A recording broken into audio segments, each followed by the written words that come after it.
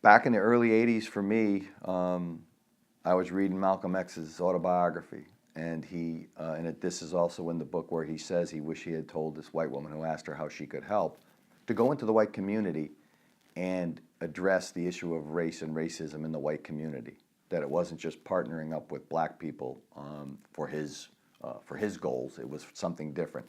And for me, that was like a light bulb going off. I realized then that the responsibilities and the roles that were played in the whole race relations situation is different for whites than blacks.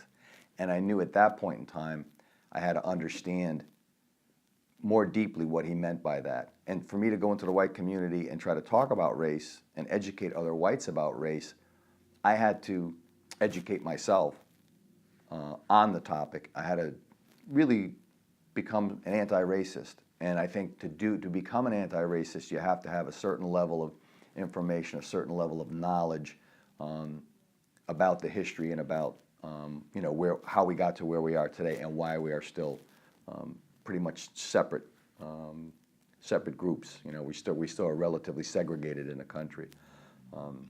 So it was his writing that, and then I went on a journey of trying to educate myself on that by reading and going to seminars and watching documentaries, news shows or movies, things like that, to get to the point where I started to understand it. And I think once those building blocks get put on top of one another, it becomes a process that actually becomes easier.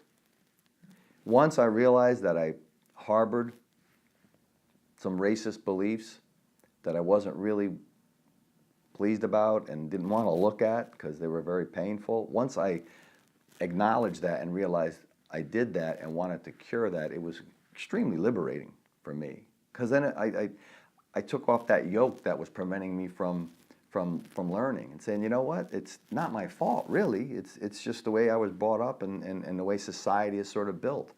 So as I sort of opened up some of those doors in my studies and in my discussions and things like that, it became an easier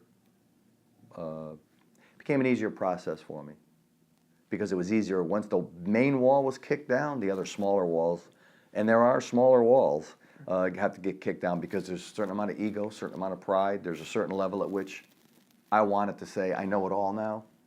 I've reached the pinnacle here, and I can, go out and instruct everybody. And then I had good friends and family, black friends and family, tell me I was wrong about certain things, and I had to think about it, and I had to at least use the skill set that I developed on that journey to openly look at what they were talking about and realize in nearly every single instance they were right. But it took a development of my thinking to get there.